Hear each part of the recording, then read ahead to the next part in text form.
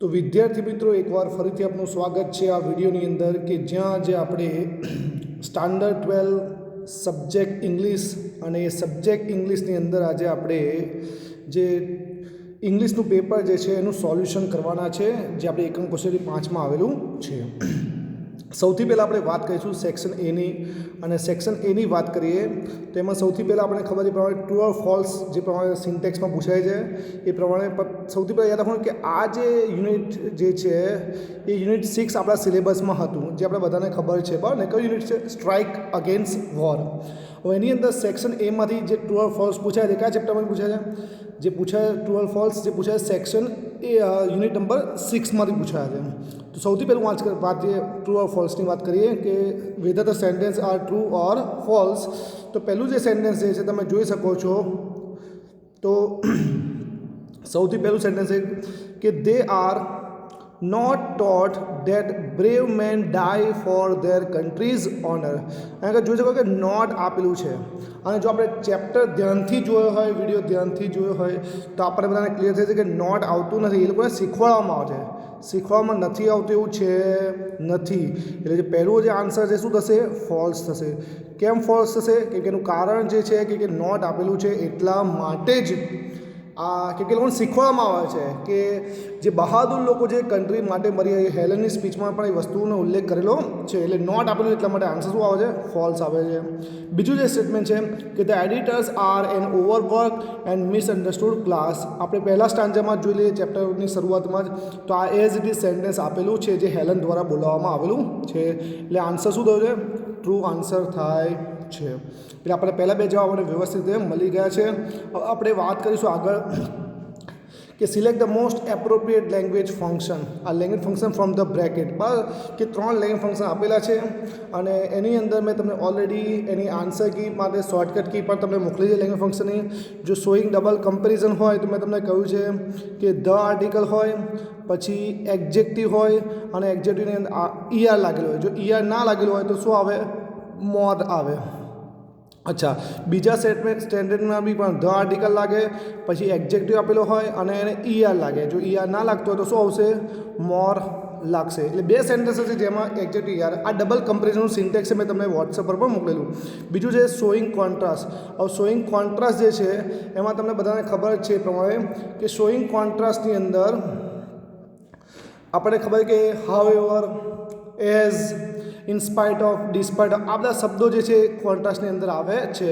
ટાઈમની વાત કરીએ તો તમને બધાને ખબર છે કે એઝ સુન એઝ છે, હાર્ડલી છે, સ્કેર્સલી છે. આ બધા જે ટાઈમ છે એ બધા ટાઈમને ઇન્ડિકેટિંગ વર્ડ છે. ઓકે, તો સૌથી પહેલો સેન્ટેન્સની વાત કરીએ નંબર 3 તો hungry as the lion was it did not kill androids. તો આ જ સેન્ટેન્સની અંદર તમે એઝ જોઈ લીધું. શું જોયું? એઝ. હવે એઝનું બી સૂત્ર છે કે એક્જેક્ટિવ આવે અને પછી એઝ આવે. આ હંગ્રી શું છે? એક્જેક્ટિવ છે અને પછી એઝ આવે. એટલે એઝ આવ્યું એટલે શું બતાવે કે આ શું છે આન્સર? શોઈંગ કોન્ટ્રાસ્ટ છે. શું છે? Showing contrast. એટલે પહેલો જે જવાબ છે એ શું છે? શોઈંગ કોન્ટ્રાસ્ટનો આન્સર છે. બીજું સેન્ટેન્સ જે છે the more talkative you are the more prosperous your business is. એટલે મેં તમને કહ્યું ટોકેટિવમાં ટોકેટિવ જ ના થાય, પ્રોસ્પરસમાં પ્રોસ્પરસ ના થાય, પણ ધ એક્જેક્ટિવને ઈઆર નહીં લાગતું એટલે મોર આપ્યો છે. બંને સેન્ટેન્સની અંદર એ સેમ વસ્તુ છે એટલે આપણને ખબર પડી કે આ જે આન્સર જે છે એ શું છે? ડબલ કમ્પેરિઝન છે. શું છે? ડબલ કમ્પેરિઝન છે. ઓકે, પહેલો આન્સર શોઈંગ કોન્ટ્રાસ્ટ હતો નંબર 3 અને ચોથો આન્સર હતો ડબલ કમ્પેરિઝન. આપણે 4 આન્સર મળી ગયા. હવે આપણે આગળ વધીએ 5મા નંબર કે મોસ્ટ એપ્રોપ્રિએટ રિસ્પોન્સ જોવાનો છે. નંબર સેન્ટેન્સ 5th ક્વેશ્ચન ધ્યાનથી વાંચીશું આપણે કે Amar why did Ruchita not get first prize. રુચિતાને પહેલો નંબર શા માટે ના મળ્યો એમ બરાબર. તો યોગિત જે છે આન્સર આપે છે. શું આન્સર આપે છે? અને એમાં કમ્પેરિઝન માગે છે. તો કમ્પેરિઝનમાં આપણે 3 ડિગ્રી છે: પોઝિટિવ, કમ્પેરેટિવ અને સુપરલેટિવ. પોઝિટિવમાં શું હશે? એઝ, એક્જેક્ટિવ, એઝ હશે.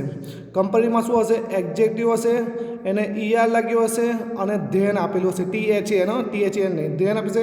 અને સુપરલેટિવમાં શું હશે? ધ હશે અને EST એક્જેક્ટિવને ESનું ફોર્મ આપેલું હશે. તો આની અંદર આપણે આ સેન્ટેન્સમાં આ 3 વસ્તુને શોધવાની છે. તો અહીંયા કે પહેલું હર પરફોર્મન્સ વોઝ વેરી પુઅર. એમાં કોઈ પણ આ 3માંથી કંઈ વર્ડ આવતા નથી એટલે પહેલું આન્સર છે નથી. Nikita's performance was better than hers. मतलब कि અહીં આગળ ER આપેલું છે અને ધેન આપેલું, मतलब કે આના ચાન્સીસ બરાબર છે. એના પર તેમ છતાં પણ એકવાર આગળ વધીએ. સી નંબર પર, સી પરફોર્મ એઝ ઇફ આવેલું છે, તો એવું કશું કમ્પેરિઝનમાં આવતું નથી. Though she perform well she could not get, તો ધો તો કોન્ટ્રાસ્ટમાં આવે, એટલે આ બી આન્સર, એટલે આન્સર નંબર બી જે છે એ 5માનો આન્સર છે. આપણું આટલું ક્લિયર થઈ ગયું કે 5મા નંબરનો આન્સર કયો છે કે બી ઓપ્શન, કે નિકિતાસ પરફોર્મન્સ વોઝ બેટર દેન, એટલે ER આવ્યું છે ને ધેન આવ્યું છે, એટલે કમ્પેરેટિવ ડિગ્રી છે, એટલા માટે એ આન્સર વેલિડ ગણે છે. નંબર 6ની વાત કરીએ તો Piyush, how does your monitor behave in the class, કે તમારા ક્લાસમાં મોનિટર કેવી રીતે બિહેવ કરે. સપોઝિશન મને ખબર છે કે એઝ ઇફ હોય કાં તો એઝ ધો હોય, આ બે શબ્દો યાદ રાખવાનું, એઝ ધો એઝ ઇફ, પછી સબ્જેક્ટ હોય અને પછી સબ્જેક્ટ ગમે તે હોય પણ વર આપેલું હોય. આ એની સિન્ટેક્સ છે, મેં તમને શોર્ટકટ કીમાં પણ મોકલેલી હતી. એટલે તમારે આ શોધવાનું છે કે એઝ ઇફ કાં તો એઝ ધો કાં તો સબ્જેક્ટ પછી વર આપેલું હોય. તો હી બિહેવ્સ લાઇક અ પ્રીચર, એટલે આમાં એવું કશું આવતું નથી. He behaves as if subject he were in the class, એટલે આન્સર આ ક્લિયરલી આપણને મળી જાય છે કે બી ઓપ્શન શું છે એનો આન્સર છે. કે આગળ જોઈશું તો આગળ એઝ જ છે, અહીં એઝ હી છે સબ્જેક્ટ છે, એટલે જે આપણે સિન્ટેક્સ માગીએ છીએ સપોઝિશન માટે કે એઝ ઇફ પ્લસ એઝ ધો પ્લસ સબ્જેક્ટ પ્લસ વર, તે અહીં આગળ સેન્ટેન્સમાં આપણને ઇઝીલી સમજમાં આવી જાય છે, એ પ્રમાણે આન્સર છે. એટલે 6 નંબરનો આન્સર છે બી ઓપ્શન છે. આગળ વધીએ આપણે સી પર, કે સિલેક્ટ મોસ્ટ એપ્રોપ્રિએટ ક્વેશ્ચન આપણે બનાવવાનો છે. ક્વેશ્ચન બનાવવાનો, તો પહેલું સેન્ટેન્સ જે 7 નંબરનો ક્વેશ્ચન છે એમાં એવું કહે છે two get mentally relieve V should listen to music. To get mentally relieve એટલે કે માનસિક રીતે થાક ઉતારવા માટે, માનસિક રીતે સ્વસ્થ થવા માટે વી શુડ લિસન ટુ મ્યુઝિક, આપણે મ્યુઝિકને લિસન કરવું જોઈએ, સાંભળવું જોઈએ, એવું આગળ કહેવામાં આવે છે. તો વેન તો ટાઈમ માટે આવે, તો ટાઈમની તો વાત કરી નથી, એટલે પહેલો આન્સર આવશે નહીં. શું છે પહેલો આન્સર? એ પ્રમાણે આવશે નહીં. ઠીક છે આ વસ્તુ. ઓકે, બીજો ઓપ્શન છે why should we listen to music. Why, શા માટે સાંભળવું જોઈએ. ઓકે, તો અહીંયા આગળ ટુ વી શુડ લિસન, તો આ છે ને એક રીઝનના ફોર્મમાં કહી શકે કે રીઝન છે, કારણ આપે છે કે તમારે શા માટે મ્યુઝિક સાંભળવું જોઈએ. તો રીઝન તો કે ટુ ગેટ મેન્ટલ રિલીફ, એટલે એ આન્સર વાય પર આવી શકે છે. પણ એના પહેલાં આપણે આગળ જોઈએ how should we listen to music, તો કેવી રીતે સાંભળવું જોઈએ તેની તો પ્રોસેસ આપેલી નહીં, એટલે આ સી પણ નહીં આવે.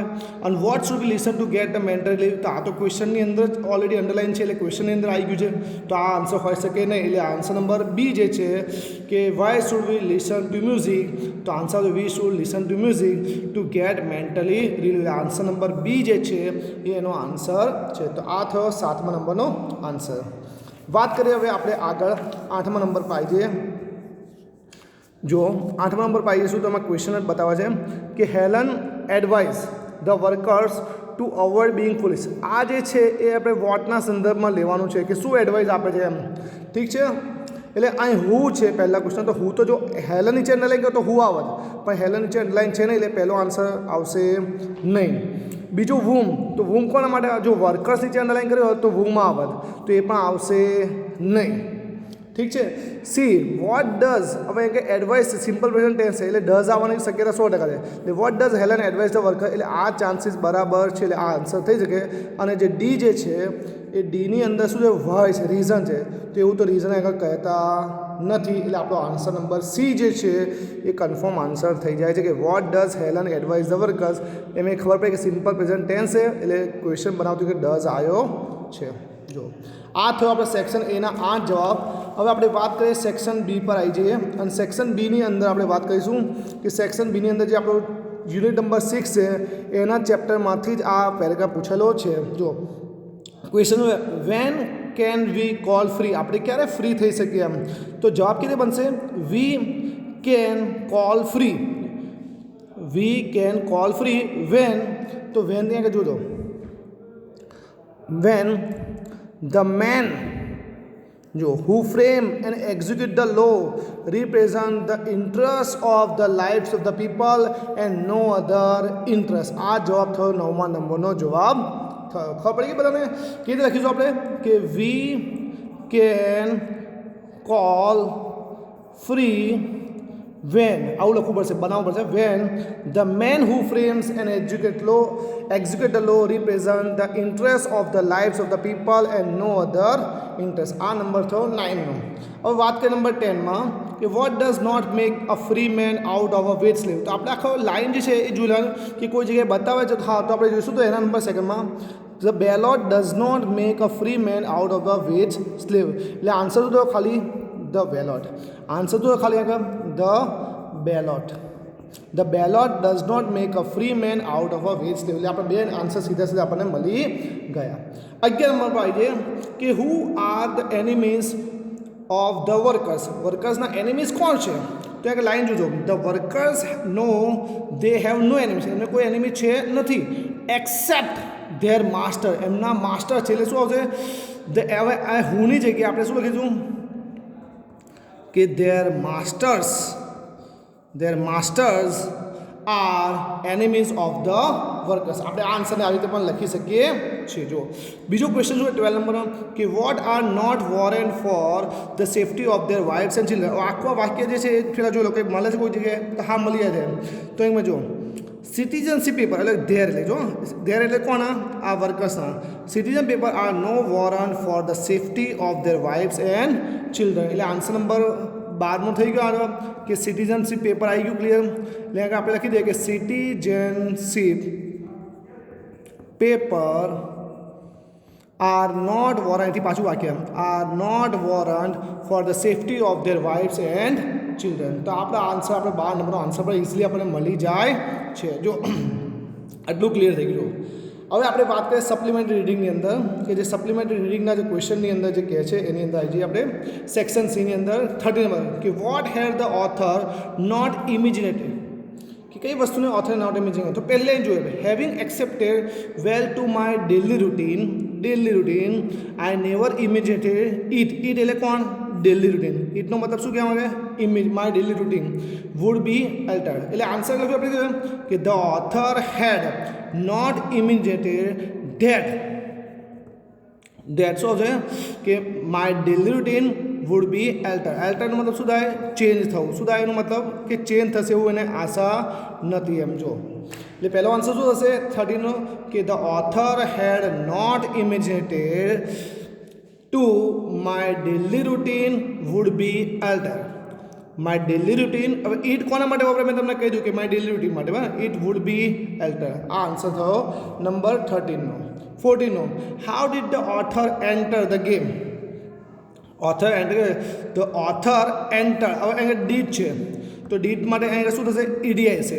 ધ ઓથર એન્ટર એટલે અહીંયા જો આગળ લખ્યું છે આઈ લખ્યું છે. આઈ એટલે કોણ? The author. એટલે આઈની આપણે ઓથર લખી દઈશું. Enter the game with a mindset that the title was in our hands and we observed it because our desire was great. આ આન્સર થયો આપણો 14 નો આન્સર થયો. કહો તો 14 નો. પેલો ઉપર જાય તો કહો તો 13 નો. તો 14 નો ક્લિયર થઈ ગયું બધાને? આઈની જગ્યાએ ઓથર લખી દીધું તો પણ ચાલશે અને the author enter the game અને with the mindset that the title was in our hands એ રીતે લખી દીધું તો પણ આન્સર ચાલશે. છેલ્લી વાત કરીએ 15 નંબરનો question what effort was done by the author team. કઈ એફર્ટ કરવામાં આવી હતી? તો જો અહીંયા કંઈ આન્સર આપેલો છે તો આપણે લખીશું કે the efforts was done by the author team had been under vigorous physical training for the past 4 years and anticipation of that day. આ થયો આન્સર નંબર 15 નો. ક્લિયર થઈ ગયું બધાને? કયો આન્સર કઈ જગ્યા પરથી મળે છે ઇઝીલી? પણ આન્સર જ્યારે બનાવો તો ક્લિયર થવું જોઈએ કે અહીંયા આગળ માય ટીમ જે છે એની જગ્યાએ તમે સીધું આવું ઓથર ટીમ લખી દો તો પણ આન્સર ચાલશે કે authors team had been under vigour physical training for the past 4 years in a anticipation of the day. આ રીતે લખવું હોય તો પણ તમે એને લખી શકો છો. હવે વાત કરીએ આપણે નંબર 16 ક્વેશ્ચનની અંદર કે જેમાં એ બી સપ્લિમેન્ટરી રીડિંગ જ છે અને સપ્લિમેન્ટરી રીડિંગની અંદર બી આપણે ચેક કરી લઈશું. જોજો કે પહેલો ક્વેશ્ચન છે what did the princess new. હવે ડીડ છે અને નો છે બરાબર ને? ત્યારે શું છે આન્સર જ્યારે બને તો પ્રિન્સેસ ન્યૂ થઈ જશે. શું થશે? ન્યૂ. એટલે સિમ્પલ પાસ્ટનું V2 ફોર્મ આવી જશે બરાબર ને? The princess knew. શું પ્રિન્સેસ ન્યૂ? ન્યૂ અહીંયા જો the princess knew which door concealed the tiger and which one concealed the beautiful girl. આ થયો આપણો આન્સર નંબર 6 નો. કયો આન્સર નંબર 6 લખવું તો કેવી લખીશું? ધ પ્રિન્સેસ ન્યૂ એટલે કે આપ્યું છે જો the princess knew which door concealed the tiger and which one is concealed the beautiful girl. આગળ વધે 17 ની અંદર. તો 17 ની અંદર જોઈશું તો why did the king become angry. તો ડીડ છે અને બીકમ એટલે આપણે કીધું ધ કિંગ બી કેમ થશે. શું થશે? બી કેમ કે ડીડનું આપણે મૂકી દઈશું the king became angry that મૂકે પછી શું આવે? Subject. That he found that સીનો મતલબ શું થશે કે her daughter his daughter fall in love with a poor young soldier in his army. આ તો આન્સર નંબર 17 નું. એકવાર ફરીથી જોઈ લેજો. ધ કિંગ બીકેમ કેમ કર્યું? ડીડ હતું એટલા માટે એટલે became angry that he found that his daughter had fallen in love with a poor young soldier in his army. તો આ થયો આન્સર નંબર 17 નો. મતલબ કે સેક્શન સી આપણે ક્લિયર કર્યું. હવે આપણે આવી જે સેક્શન ડી પર જેમાં આપણે ડુએસ ડાયરેક્ટિવમાં આપણે ખબર છે 2 રૂલ્સ આવે છે કે એક તો એક્ટિવમાંથી પેસિવ અને એક ટેન્સિવનું. તો આગળ જે આપણે આપેલું છે જોવાનું છે કે the Roberts obey there master. અહીંયા સ્ટાર્ટ શું છે? ધ રોબર્ટ્સ ઓબેડ મતલબ કે આપણે સમજો કે આ જે છે સિમ્પલ પ્રેઝન્ટ ટેન્સ છે કે સબ્જેક્ટ અને વર્બ પછી કોઈ પણ જાતનો ટુ બી ફોર્મ છે નથી અને ક્રિયાપદનું V1 છે. શું છે? V1 છે. અને અહીંયા આગળ શું છે? V2 છે.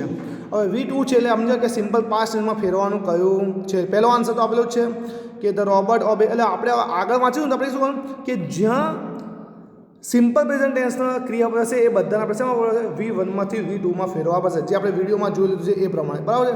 તો જો આપણે કરીએ છીએ એ પ્રમાણે જો આગળ વધીએ. They do not. તો આ ડુ સિમ્પલ પ્રેઝન્ટ ટેન્સ હોય. Question his order. The master gives. તો ગિવ્સ નીચે અંડરલાઇન કરો. Rewards to his Roberts and makes છે એને નીચે અંડરલાઇન કરો.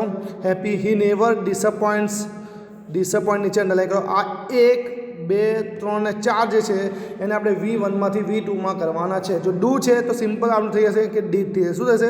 દે did not question his order. The master give છે તો શું થશે? ગેવ થશે. શું થશે? V2 શું થાય? ગેવ થાય અને V3 ગિવન થાય એટલે આપણે ધ માસ્ટર ગેવ થશે. બરાબર ને? પછી શું? Reward to his Roberts and makes. તો મેક્સ શું થશે? આપણે લખીશું મેડ લખીશું. શું થશે? MADE મેડ થશે. અને હી નેવર ડિસઅપોઇન્ટ. તો ડિસઅપોઇન્ટનો આન્સર શું થશે? Disappointed them. એટલે આખો આન્સર ક્લિયર થઈ ગયો કે ધ રોબર્ટ ઓબેડ લખ્યું છે એ પ્રમાણે their master. They did not question his order. The master gave reward to his Roberts and made happy. He never disappointed them. એટલે આપણે આખું જે સિમ્પલ પ્રેઝન્ટ ટેન્સમાંથી સિમ્પલ પાસ્ટ ટેન્સમાં ડુએસ ડાયરેક્ટરના જે ચેન્જ ધ ટેન્સ હતો એનો રૂલ્સમાં આપણે આખો આન્સર આપણે લઈ લીધો. એટલે બધાને ખબર પડી જ ગયા છે કે આપણે જે પેલું ચેન્જ ધ ટેન્સનો જે મેં વિડીયો મોકલેલો એના થકી પણ તમે આને આસાનીથી તમે બનાવી શકો છો. પણ ખાસ જે સેન્ટેન્સ છે, જે પહેલું સેન્ટેન્સ છે અને જે આપેલું સેન્ટેન્સ છે એનો આપણે ડિફરન્સ સમજવાનું કે શું કહેવા માગે છે, કે એક્ટિવમાંથી પેસિવમાં ફેરવા માગે છે કે પછી તમને એ તમને ચેન્જ ટેન્સના ફોર્મમાં કહે છે. આગળ વધીએ આપણે. એક છે એપ્લિકેશન અને એપ્લિકેશનમાં સ્પીચ રાઇટિંગ. પણ આપણે તમને કહ્યું છે એપ્લિકેશન ખાસ લખવાનું છે. જો સૌથી પહેલાં મેં તમને કહ્યું 3 વસ્તુ તમને ક્વેશ્ચનમાંથી મળશે. તો આગળ અશોક શર્મા છે ફ્રોમ C42. એ તમારે આગળ જે પહેલું એપ્લિકેશન શરૂઆત કરીએ તેમાં અશોક શર્મા લખવાનું છે, C42 લખવાનું છે, પછી એને અહેમદાબાદ લખવાનું છે અને ડેટ મારવાની છે. આ એ પહેલું એડ્રેસ થયું. અને સામે બીજા એડ્રેસ જે છે એમાં શું લખવાનું છે કે જુઓ અહીંયા આપેલું writes an application for the post of an account. મતલબ કે એકાઉન્ટની પોસ્ટ પૂછે in a blue blend company SG road Ahmedabad. મતલબ કે બીજું જે એડ્રેસ આપણે સમજાવું તો આમાં શું આવે? To the manager. મતલબ કે કંપનીમાં શું આવશે? ટુ ધ મેનેજર લખ્યું. એડ્રેસ શું છે? તો બ્લુ બ્લેન્ડ કંપની. ક્લિયર થઈ ગયું? SG road Ahmedabad. ઓકે, આ બીજું એડ્રેસ થઈ ગયું. અને ત્રીજું એડ્રેસ જે આપણે લખવાનું છે શું છે? સબ્જેક્ટ લખવાનું છે. હવે સબ્જેક્ટ તો બધાને ખબર છે કે an application for the post of an accountant. થઈ ગયું ક્લિયર? મતલબ કે પછી રિસ્પેક્ટેડ સર આવશે. તમને બધાને ખબર છે કે મેં તમને એપ્લિકેશન માટે 17 સ્ટેપ શીખવાડ્યા છે. અને એક ખાસ વસ્તુ કરું છું કે જે એકાઉન્ટન્ટની હોય તો એના માટે શું છે? BCom અને MCom. BCom 2 વર્ષ 3 વર્ષનું અને જે MCom છે જે 2 વર્ષનું. આ તમારે ક્વોલિફિકેશનની અંદર લખવાનું છે. જે તમે વિડીયોની અંદર જોશો તો તમે આરામથી તમે આ વસ્તુને એપ્લિકેશન લખી શકો છો. તો આ શું હતી? આપણે આ પ્રમાણે આન્સર કી હતી જે તમે વ્યવસ્થિત તમારે વ્યવસ્થિત લખવાની છે કે જેથી તમને મોસ્ટ ઓફલી દરેક ક્વેશ્ચનનું સોલ્યુશન રીઝન સાથે કે શું કારણથી આપણે આન્સર લખીએ છીએ એ પણ તમને ખબર પડી ગઈ હશે. તો આજના વિડીયોમાં આટલું જ. જો કોઈને કંઈ પણ કોઈ આન્સર થકી કોઈ પણ સમસ્યા કે કોઈ પણ મૂંઝવણ હોય તો તમે મને વોટ્સઅપ પર જણાવી શકો છો. બરાબર છે? આઈ હોપ કે બધાને આન્સર કી અને સોલ્યુશનનું કોન્સેપ્ટ પણ ક્લિયર થઈ ગયો હશે. ઓકે, આજના વિડીયોમાં આટલું જ. નેક્સ્ટ વિડીયોમાં આપણે નવા ટોપિક સાથે આપણે મળીશું. ઠીક છે? Okay, thank you so much.